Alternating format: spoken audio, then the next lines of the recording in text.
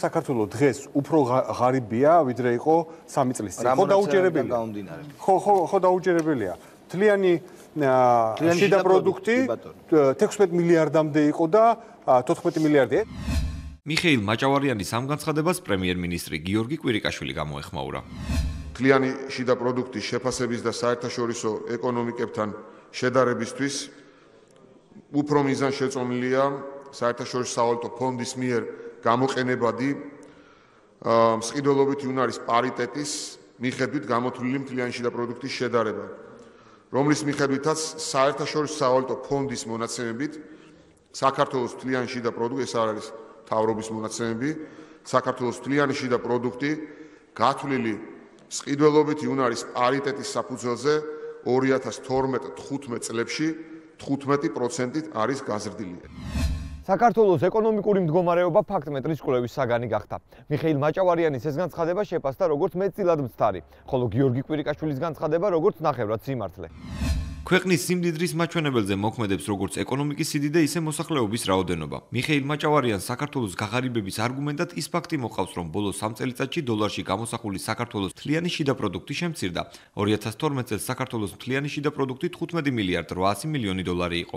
2015 წლის საპროგნოზო მაჩვენებელით კი მთლიანი შიდა პროდუქტის მოცულობა დაახლოებით 13 მილიარდ 800 მილიონი დოლარია. თუმცა მთლიანი შიდა პროდუქტის 2 მილიარდი დოლარით შემცირება ლარის კურსის გაუფასურებამ გამოიწვია.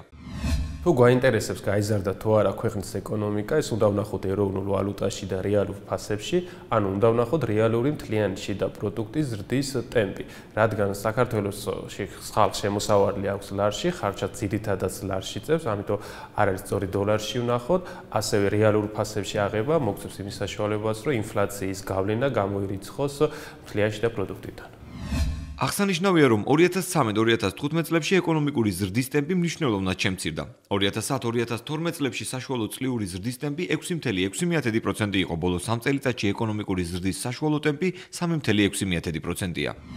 კვირიკაშვილი სწორად მიანიშნებს მეთოდოლოგიაზე, რომ თუ ჩვენ გვინდა საქართველოს მაჩვენებლები შევადაროთ სხვა ქვეყნის მაჩვენებლებს, უნდა ავიღოთ მსყიდველობით უნარიანობის პარიტეტით, როგორც მთლიანი შიდა პროდუქტის მაჩვენებელი, ასევე ერთსულ მოსახლეზე შემოსავლის მაჩვენებელი და ამის შედარება მოგცემს რეალურ სურათს საქართველოს სხვა ქვეყნებთან შედარებით იდრდება თუ ღარიბდება. მსყიდველობითი უნარის პარიტეტის მიხედვით დათვლილი მთლიანი შიდა პროდუქტი 2015 წელს 2012 წელთან შედარებით 15%-ით არის გაზრდილი.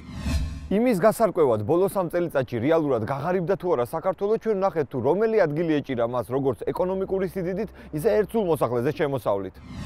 2004 წლიდან 2012 წლამდე ნომინალური მთლიანი შიდა პროდუქტისა და მსყიდველობითი უნარის პარიტეტის მიხედვით დათვლილი მთლიანი შიდა პროდუქტით საქართველოს პოზიციები მსოფლიოში უმჯობესდებოდა.